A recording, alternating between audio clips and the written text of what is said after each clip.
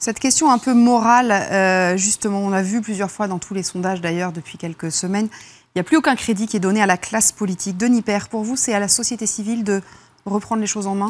Oui, bien entendu. Je pense que ce qu'on a vu effectivement ces derniers temps, c'est des hommes politiques de carrière qui avaient passé leur vie à faire ça et qui finissaient par être complètement déconnectés des réalités, par oublier même qu'on devait déclarer ses impôts tous les ans et par inventer des excuses invraisemblables de phobie administrative. Enfin, c'est la preuve qu'on ne peut pas faire ça toute sa vie. Qu'il faut commencer par vivre dans la vie réelle, découvrir ce que c'est que de payer des impôts régulièrement et de gagner de l'argent pour ça, commencer par ça, et ensuite s'impliquer dans la vie politique pour apporter quelque chose effectivement à la vie politique. Mais qu'on a besoin de beaucoup plus de gens de la société civile en politique, c'est une évidence, des gens qui ont les pieds sur terre, qui savent ce que c'est que la réalité. Alors on va parler de ces annonces de Manuel Valls et notamment cette annonce de ce matin qui a surpris quand même tout le monde, la disparition de la première tranche d'imposition. On va écouter Bruno Le Maire qui était l'invité sur l'antenne tout à l'heure d'Audrey Crespo-Mara et puis je vous ferai réagir. Bien sûr. Je pense que c'est une mauvaise mesure. Pourquoi? Je pense qu'il faut faire exactement l'inverse. Je pense au contraire que ce qui serait juste, c'est que tous les Français payent l'impôt sur le revenu en fonction de leur niveau de revenu. Le choix qu'a fait Manuel Valls est le choix rigoureusement inverse, c'est le choix de l'injustice.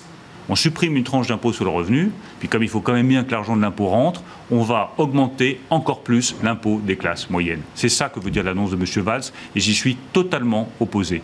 Alors, c'est exactement ce qu'il ne fallait pas faire, dit-il. Vous en pensez quoi, vous, Denis Père? Oui, d'autant plus qu'on n'a absolument pas les moyens. Enfin, tout à l'heure, la réponse était dans votre question. Où est-ce qu'on va trouver les milliards, effectivement, qui vont disparaître? On a déjà 50% des foyers qui ne payent pas l'impôt.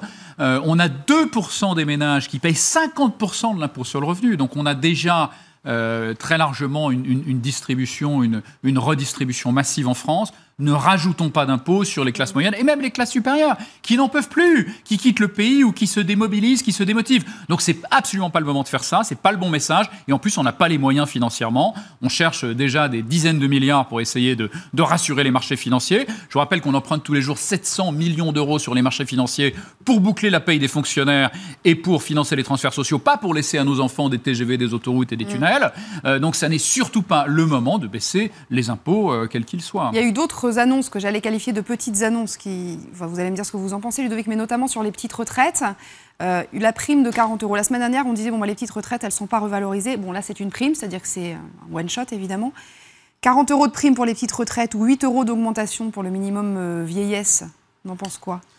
Non, mais c'est sûr que ça peut paraître comme ça très très peu, mais en même temps, il faut voir les réalités en face. On n'a plus les moyens. Voilà, c'est comme ça. On est au bout d'un système. À la fin d'un système. Ma question, en fait, je ne suis pas allée au bout, mais c'est que c'est de la com finalement. Ça ne sert à rien. 8 € maximum pour le minimum vieillesse. Ça ne sert jamais à rien. Il ne faut pas dire ça. Mais c'est vrai que ça paraît assez dérisoire. Ensuite, oui, il y a besoin d'envoyer comme ça des messages. La gauche est tellement déçue par ce que fait en ce moment le pouvoir exercé par François Hollande et Emmanuel Valls, qu'il faut quand même leur envoyer quelques signes. Ensuite, sur la fiscalité, il faut toujours être très prudent. Vous savez, on lance des idées en l'air.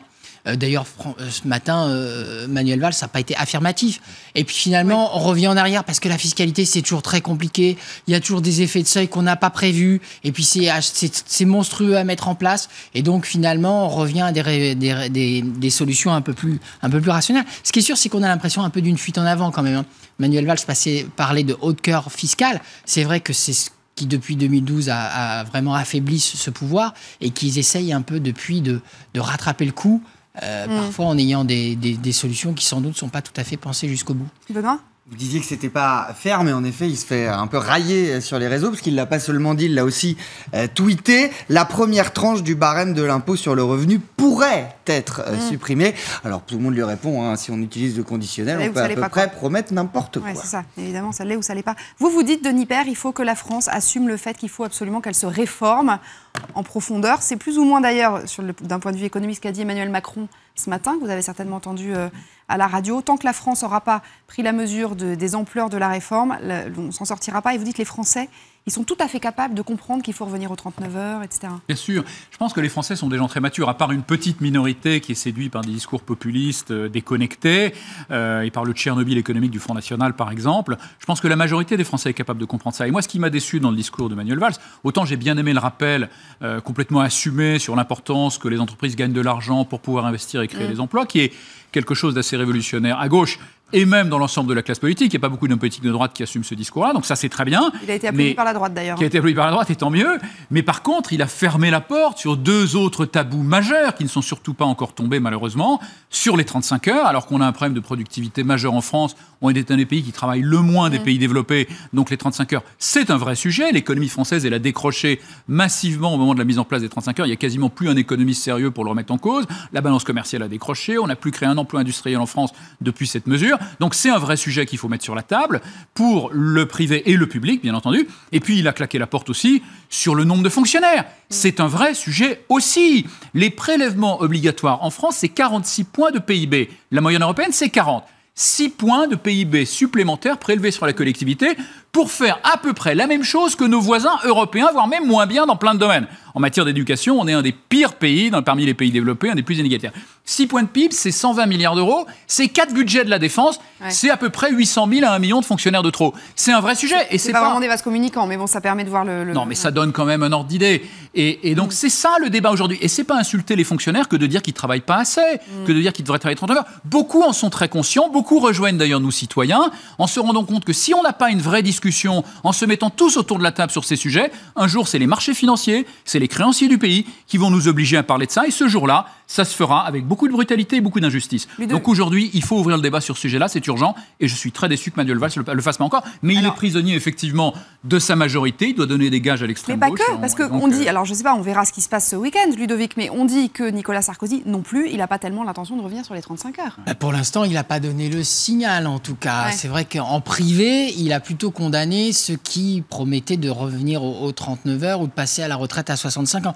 C'est la question clé du retour de Nicolas Sarkozy ce dimanche. C'est sur quelle ligne il revient, qu'est-ce qu'il propose de faire. On a vu qu'en 2007, il était quand même plein d'allant. Et puis, au fur et à mesure du quinquennat, la volonté réformatrice était un peu émoussée. Il n'y avait pas que la crise derrière tout ça. Il y avait aussi un manque de courage, c'est vrai. Aujourd'hui, la droite a avancé sur ces sujets-là. La majorité des poids lourds sont prêts à revenir sur les 35 heures, sont d'accord pour faire des dizaines de milliards de réduction des dépenses publiques. Nicolas Sarkozy, ça reste un mystère. Réponse dimanche. Réponse dimanche et on s'en reparlera lundi. Merci beaucoup, on pourrait se parler pendant des heures et des heures, mais le temps file. Je rappelle juste le timing. Conférence de presse de François Hollande demain, c'est à 17h à l'Élysée. Et puis Nicolas Sarkozy, donc a priori une déclaration, enfin un texte publié dans la PQR, sans doute vendredi ou samedi. Et un 20h sans doute dimanche. Voilà pour le programme. Merci beaucoup à tous les deux. Un nouveau journal dans une seconde, restez avec nous.